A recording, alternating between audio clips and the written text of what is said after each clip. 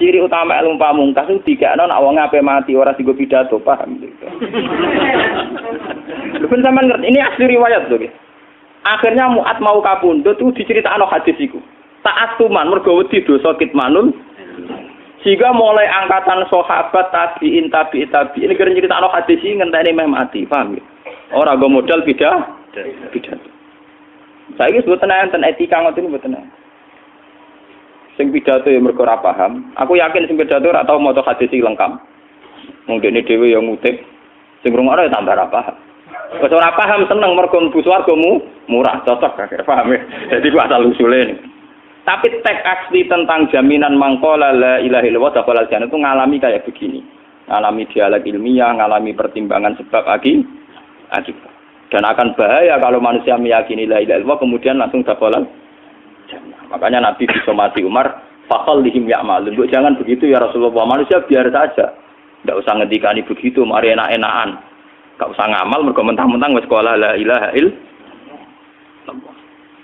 Ya, itu dari segi riwayat. Akhirnya dari Nabi sampai tabi'in sampai kita, riwayat itu sampai kita itu nunggu inda wautihi. Yaitu kalau sudah mau mati baru diriwayatkan ke muridnya, ke anaknya.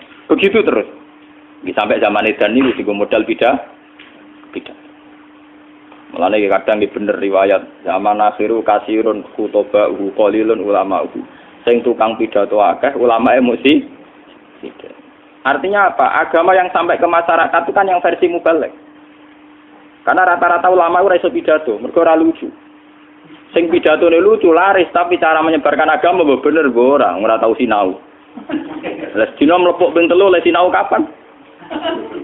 Paham? Dina kok pidato ping iku lek mutolak aku kapan? Gua boten nate pengajian teko. Mbok tampa kula ngundang pengajian iki boten nate. Omong terkenal.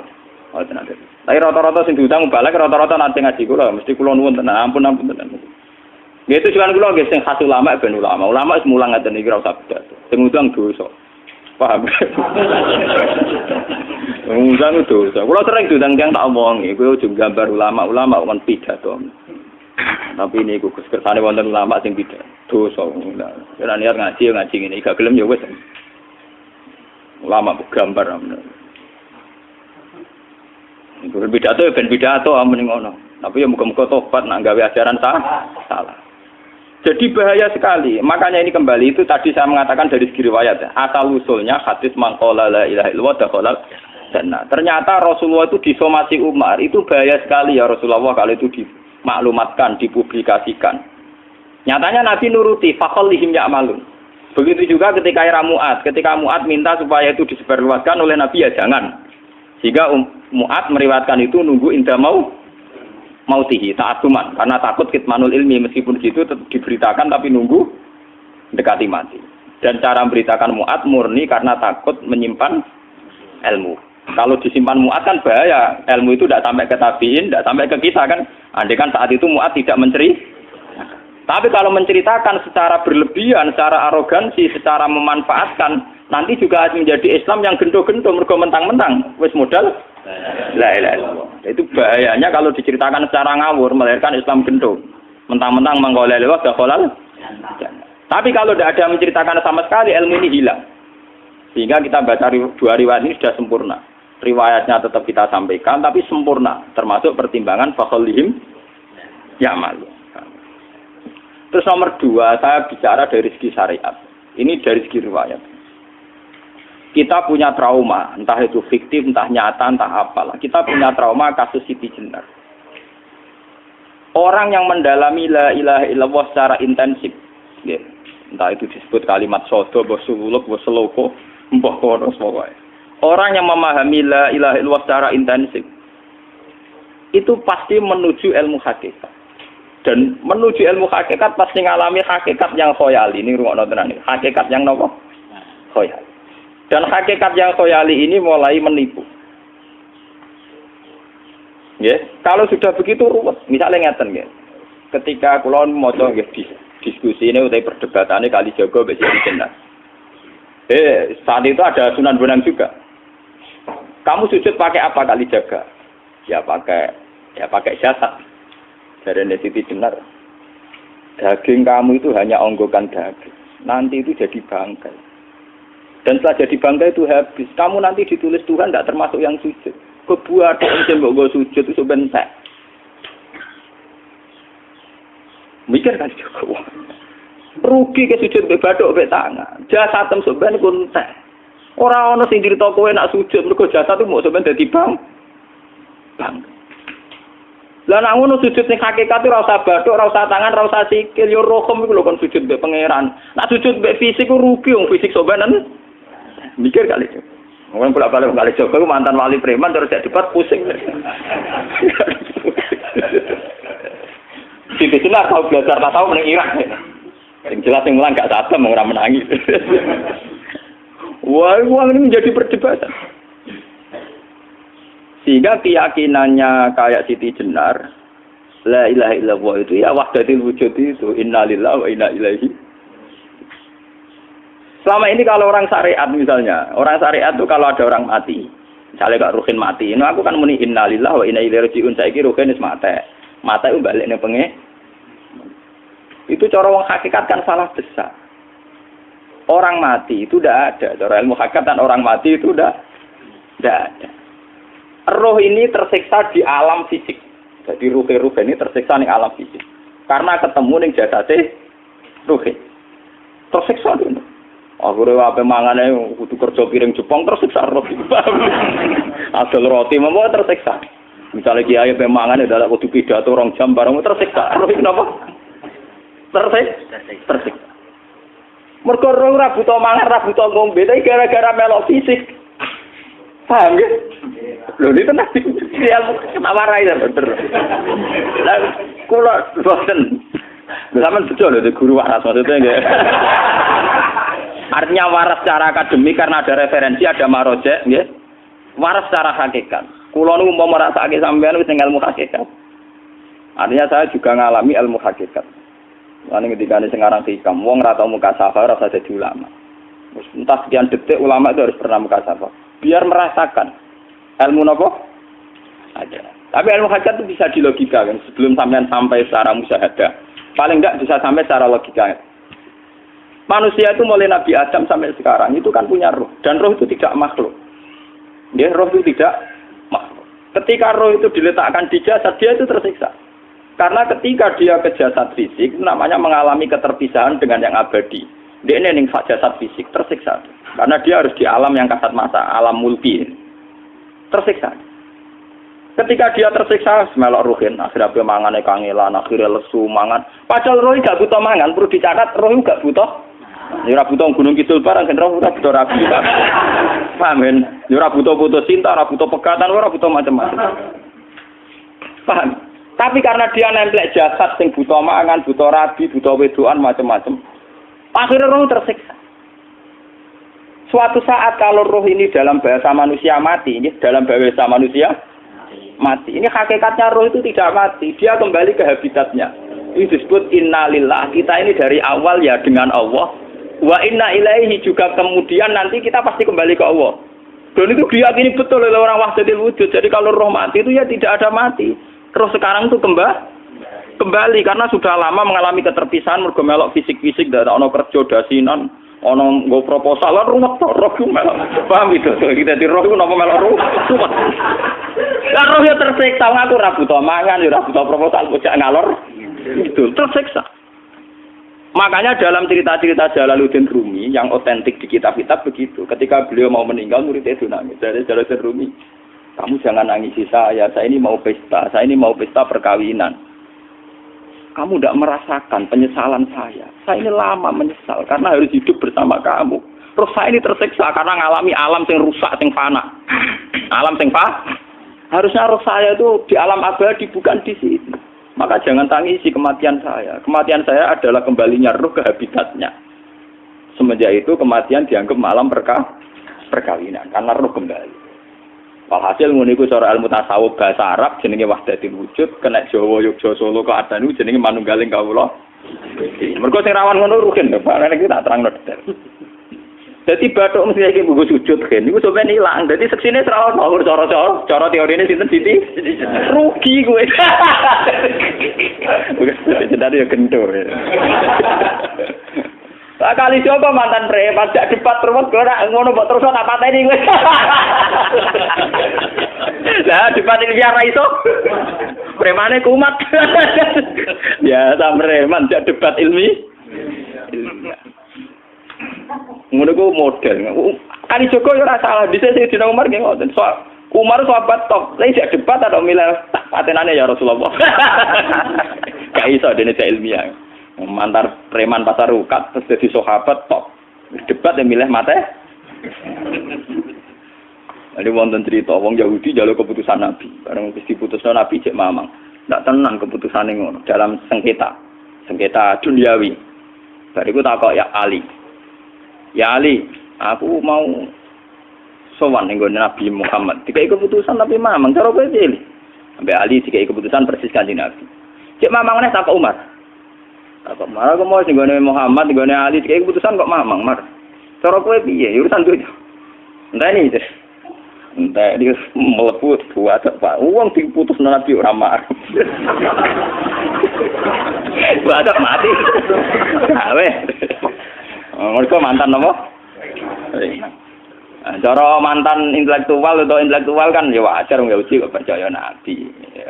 Kan bareng cara Ali ya gak percaya wis kandhani. Ora mesti cara Ali kan. Lah ora apa pateni. Ya wajar wong Yahudi kok percaya Nabi, nak percaya ora situ Yahudi Muslim. Lah Ali situ Gustur. Lah Gustur ra beda piye tenang. Ali nyen ngoten watake ngoten. Nasibe padha. Ali itu ilmuwan yang jadi presiden gak sukses. Sing niru Gustur. Mergo ning dinggo negara wong pinter mimpin ra sukses. Wong pinter gampang maklumi. Lah misalnya kita jadi kiai wong pinter. Kayak santri ini pacaran. Maksud jangan anak cerita besok. Wah, ruwet. Terus malah dalil zinalina subuh syahwat minan. Piye pondok tanpa pelaturan. Paham ya? Ruwet apa? Mulane aja geman, iki kiai pinter teman-teman aja geman. Sing biasa wae ana syariate sithik-sithik. Sing gamane ana santri pacaran tersinggung, ana santri nakal tersinggung. Sing ana rasane lha donya ana napa?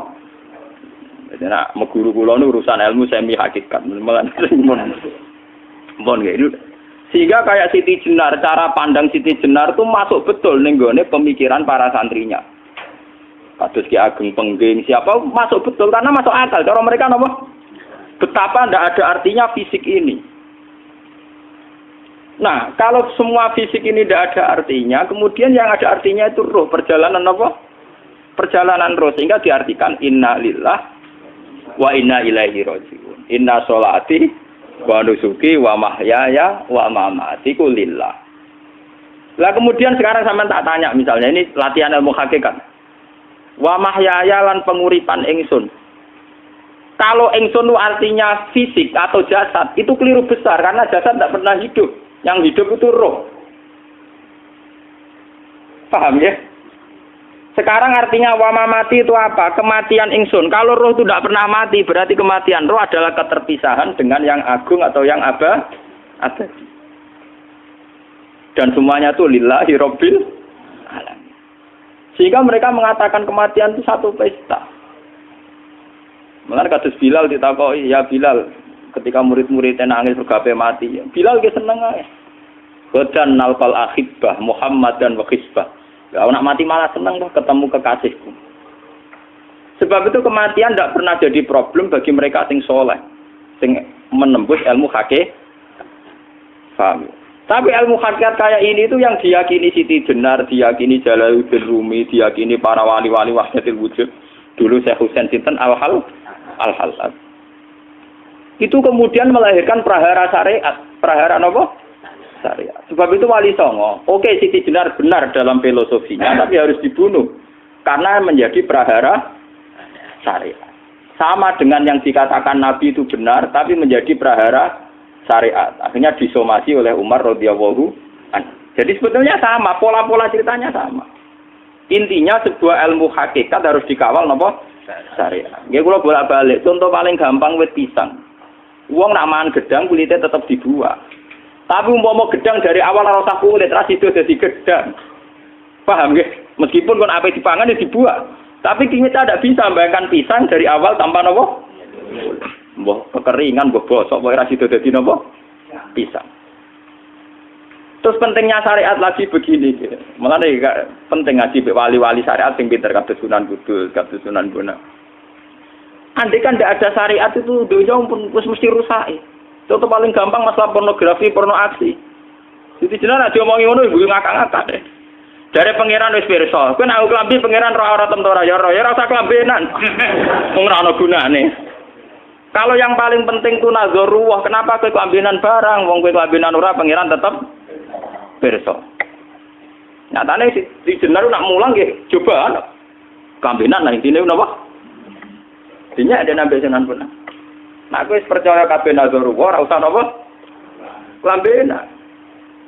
Tetapi teori ora usah klambenan yo dienggo tenan. Mulane nek pas do wiridan aliran sesat, ciri utama. Kira klambenan tenan. Lah ruwet to. Lho iki tenan iki cerita. Iki pentingnya ngaji nggih. Ben sampean ngerti variasi riwayat, kemudian kita orang syariat harus kayak apa, kemudian kenapa menjadi aliran wahdatil wujud. Lah terus kita ini ya, kita ini kan orang syariat. Memang kalau manung syariat itu akeh kok sampean-sampean siji mesti ra kramat. Modele ora ada duwe bingung, ruwet. Urip wong syariat lho apa? Dineng bojo wedi, dineng tangga wedi, pengaruhe menurun. Pancen orang syariat itu banyak kriminal tauhidnya itu memang jelas. Malah kiai-kiai peken nak ketemu kiai-kiai sing setengah jadah wedi mergo iso nebak atine. Ndekne meriang nang. Sing kiai ra tau salat keramat padahal ngambungan wong. Sembudina salat 4 waktu kok ora tau keramat. Wong ape buah utang tanggane iku keramat apane? Sing kono ngawar ngawur sowan pirang. Meriang oleh syariat ngadepi wong hakikat napa? Mulane jogeman ge dadi wong syariat sing ngene iku bahaya. Nah kula mboten ngarah. Sampai dadi wong syariat sing ra keramat. Bahaya sekali itu bagi perjalanan agama.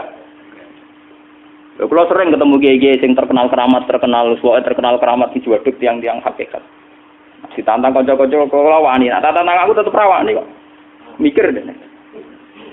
Karena orang yang sama-sama ke jalur hakikat tetap punya alamat, tetap wonten simahum fi wujuhi min asaris sujud. Cara pandangnya mesti sama. Kalau nanti ketemu murid, ya artinya yang ikut aliran Siti Jenar, dia ada sholat, ada apa, hidup di satu tempat gitu. Padahal dia bisa baca ihya. Dulu pernah mondok di Mekah, pernah di Irak. Itu ya meresahkan para kiai. Kemudian sebagian mereka minta saya suruh ketemu. Ya walhasil kalau ketemu. Ketemu pertama ya. Jenengan Gus Ba, tapi zaman roh jenengku teu pernah tak arani muka sapa. Nggih biasa mawon. Kula ora usah kenal jenengan nggih kenal. Dadi kula nggih biasa mawon. Lah niku pernah ngajari ajaran. Saya Gus ning donya tak enteni mau turu ngenteni mati ngono Gus kok repot. Ijaban kula terus enak. Sampai ada wong hakikat wong ngenteni mati barang. Ya mati yo saiki iku. Ora usah ngenteni saiki padha-padha wis napa?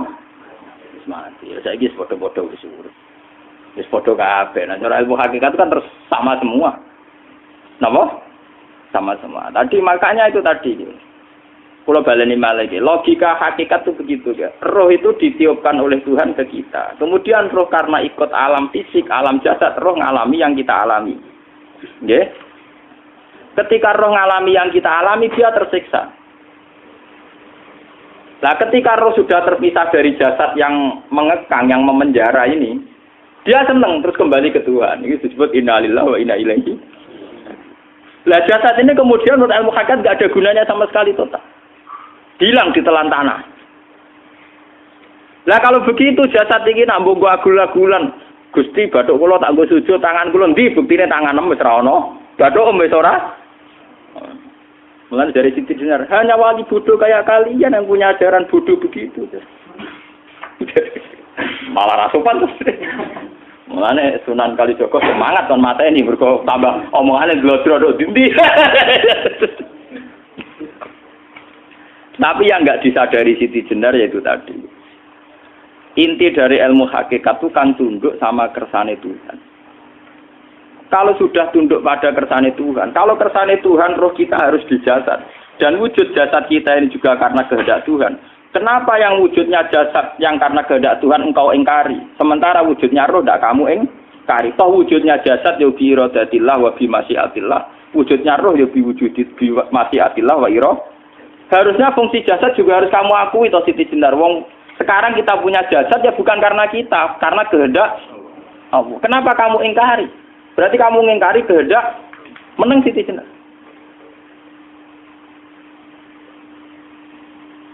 Makanya hakikat yang pertama Saim itu pasti khayal. Lah Siti Jenar itu hakikatnya baru yang sampai khayal itu.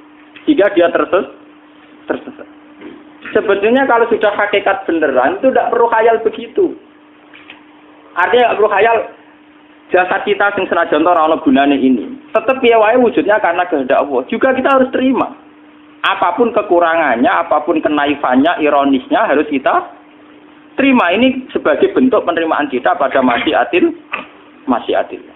Begitu juga keadaan roh kita sebagai penerimaan atas masyiatil. Meskipun ada teori-teori roh yang lebih valid. Lebih valid misalnya begini. Kanjeng Nabi itu suatu saat ininya terputus karena perang Uhud. Itu Kanjeng Nabi dia dolanan drijine ini. Napa cara napa jari jemari ini Nabi putus. Iki dolanan. Jadi Nabi sendiri kadang sering ngajarkan ilmu hakikat. Hal lagi illa usbun udmiyat wa fi sabilillahi ma lafidu. Kowe ora trimo fisik, bentuk fisik jari jemari sing ditetir berdarah. Tapi nak kowe wis fi sabilillah ayo wis balik ning habitatem. Sehingga kenapa para sahabat itu ketika dicincang, ketika putus tangannya, putus kakinya, sahabat yang usul ke ilmu hakikat itu malah senang. Karena jasad kita ini kan ila sabilillah menuju jalan Tuhan. Sekali dia sudah terluka fisabilillah itu sudah menemukan formatnya. Cara teori Cina bisa menemukan formasinya. Paham gitu? Orang kok malah ngeluh itu berarti goblok nek ngeluh paham tak? Paham ini apa? Jadi, makanya Nabi ngendikan ya itu sudah ketemu formatnya. Ketika rohnya para syuhada nanti kembali ke Tuhan ya ketemu formatnya lagi. Itu disebut wala taqulu lima yuqtalu fi sabilillahi amma. Dia tidak mati sesuai formasi awal, yaitu roh kembali ke Tuhan dan jasad ikut mengawal. Lalu itu Nabi kadang ya pakai ilmu hakikat begitu. Mulane kula bolak-balik matur, kula niku nggih mulai umur 20 tahun napa pinten. Kula ngateni nggih gadah penyakit dan ekstrim penyakit saya. Sampai saat ini kula nak ngobatno ndak lebih 50% nggih karena saya tetap berpikir.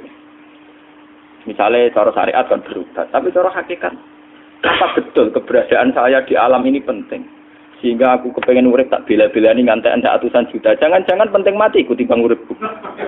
Lah nek ngono lha apa tak bela-belani entek atusan juta. Jadi misalnya kita berobat ya mau ya dari nabi kan berobat ya berobat. Pokoknya kita Islam masih mau geruda-gerudu kadang orang paham.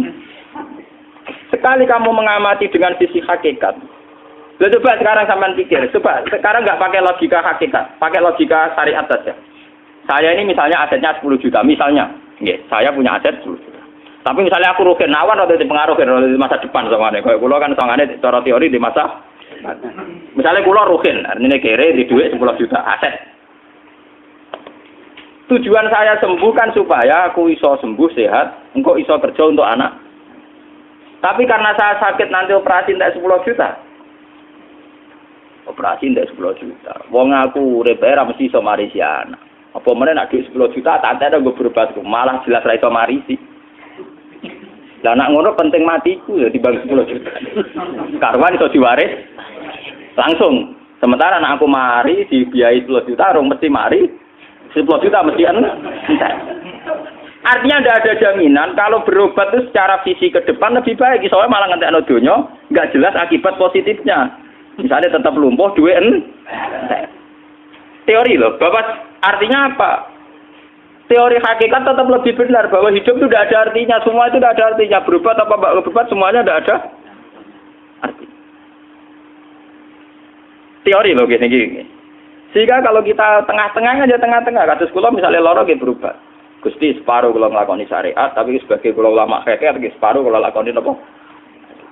Jadi kula tetap mboten ngarah obat 100%. Tapi orang Arab berobat wong kula tiyang napa? Syariat. Tapi memang faktanya itu begitu. Cara Kanjeng Nabi kadang Kanjeng Nabi berobat. Kadang kanjeng Nabi wis niki tercincang dige guyonan. Wa laki illa usbuun utwiyat. Ora mbok driji sing gak melok-melok. Nah, bukti bahwa jasad ini begitu tidak penting. Kayak Sayyid Hamzah. Menurut Sayyid Hamzah nganggep wahyu bentone ra karuan. Kalau teori Siti Jenar itu benar, teori Jalaluddin Rumi benar teorinya lho, ora kok ra salate lho nggih, maksud kok nang anut ra salate. Benar cara analisis roh. Ketika Sayyid Hamzah dinyatakan mati oleh manusia, oleh hukum manusia dinyatakan mati karena dia sudah tidak bergerak. Dalam teori hakikat kan rohnya Sayyid Hamzah sudah fi khawasili tuyurin khudrin. Rohnya sudah diambil Tuhan, tidak mati. Paham ya? Ketika rohnya Sayyid Hamzah sudah diambil, jasad ini sudah tidak punya rasa. Sekarang secara syariat kasat mata kita tahu, wong jasad nak diinfus, di sayat-sayat dioperasi ora krasa. Apa meneh saiki ruhe wis bisa. Lah ya jasad itu cek gampange dioperasi dibius saja terus tidak kerasa. Apalagi rohnya sudah diambil. Nah saiki bayangkan ketika Sayyid Hamzah itu sudah di atas. Niku kira-kira delok wahsi ra wong bentuk. Lho wong kok baca igabus. Ketika jasad benar-benar tidak penting, kemudian jasadnya Sayyid Hamzah kan dicincang oleh wahsi. Ketika rohnya sudah diambil kan Hamzah tidak merasakan. Berarti Sayyid Hamzah guyu-guyu wahsi. Wahsi cek bentuk nih gabus dicincang. Paham ya? Lho niki tenan. Artinya ketika pandangan manusia iba kepada Sayyid Hamzah karena dicincang, dimutilasi oleh wahsi. Wahsi tidak mengalami sinten Sayyid Hamzah tidak mengalami apa-apa karena rohnya sudah bersama Tuhan. Dan iso wae Sayyid Hamzah malah guyu-guyu wahsi. Cek goblok gabus kok dicincang. Lah nak ngono rak mirip, makanya dalam hal ini itu dalam teori roh itu sebetulnya Siti Jenar tidak sesat dalam teori roh. Tapi jangan katakan itu penemuannya Siti Jenar. Siti Jenar itu terlambat. Sebelum itu ada Husain Al-Khallas, sebelum itu ada Jalaluddin Rumi, sebelum itu juga ada sahabat, ada nabi. Cuma cara aplikasinya Siti Jenar melenceng. Jadi jangan katakan kok tak kampus-kampus, itu pendapat Siti Jenar itu malah goblok meneng. Siti Jenar itu sanut, paham nggih maksud apa? Wis anut. Nah, teori yang sama terjadi pada Yesus Kristus. Ketika Yesus misalnya secara lahir dicincang, dimutilasi, diapakan oleh orang Yahudi. Sebetulnya rohnya dia sudah bersama Tuhan, kembali ke Tuhan Bapa, nah cara Kristen. Nah cara Islam ya balik ning pangeran. Andaikan itu iya, itu ya tidak ada masalah karena hakikatnya dia tidak dicincang, tidak dibunuh. Andaikan iya, tentu menurut Islam yang dibunuh Yudas atau siapa itu yang masuk bialau. Tapi sama sebetulnya teorinya sama. Kalaupun iya tidak ada masalah. Oke, kalau misalnya Nabi Isa karena ada kontroversi menyangkut dia atau Yudas. Sekarang yang Zakaria dan ya. Zakaria itu dicincang betul oleh orang Yahudi. Matinya dimutilasi. Tapi dia tidak apa-apa. Karena ketika beliau dicincang, rohnya sudah diambil. Ini rungono tenan kan. Ben kira untuk kendel mati paham kan ya. Dadi maksudnya niku kula ajari nak mati itu tidak problem nggih. Niki kalau urip wedi lho. Dan ini bersamaan paham nggih. Kaitan la ilaha illallah ini nanti semuanya sama kaitan sama apa? La ilaha illallah. Ini nanti ujungnya sama dengan la ilaha illallah. Begitu juga seterusnya. Misalnya Yahya kalian sinten? Zakaria. Ketika Tuhan ditanya, jadi tenggene alam malakut pangeran ditakok, ya Allah, Yahya dan Zakaria itu kan hamba pilihan engkau. Ketika dicincang kok jenengan biarkan. Endi Yahya Zakaria dicincang? Aku iku ora goblok jare pangeran. Sedurunge dekne dicincang jasate ruhe tak jupuk. Dadi dekne ora krasa blas. Begitu juga yang tafsir-tafsir sampean lihat wa Maryama. Sayyidah Maryam yang istrinya Fir'aun. Itu kan dia iman sama Nabi Musa Asiyah. Asiyah imro'ati apa? Fir'aun. Asiyah imro'ati Fir'aun. Ya. Itu kan dihukum oleh Fir'aun. Ketika mau ditumpahi batu besar. Itu Allah ketika di pangeran. Ya malaikal mauti. Cepat ambil rohnya. Sebelum dihunjami batu besar. Terus rohnya diambil. Sebab itu dalam hukum Tuhan itu tidak merasa bahwa Tuhan membiarkan Asiyah, membiarkan Hamzah, membiarkan Yahya, membiarkan Zakaria. Dalam hukum Tuhan semua orang ini roh-roh terhormat. Akhirnya nak nganggo teori iki sing nyincang malah goblok wong gabus kok mbok cincang ngono lho. Nak nganggo teori iki malah berbalik, sing goblok sing nyincang. Paham? Yo ora kok sesuai sampean kiaskan saja. Wong dibius wae disayat-sayat gak krasa. Kaya apa nak ruhe bener-bener wis tercabut terpisah. Rasane ning ndi?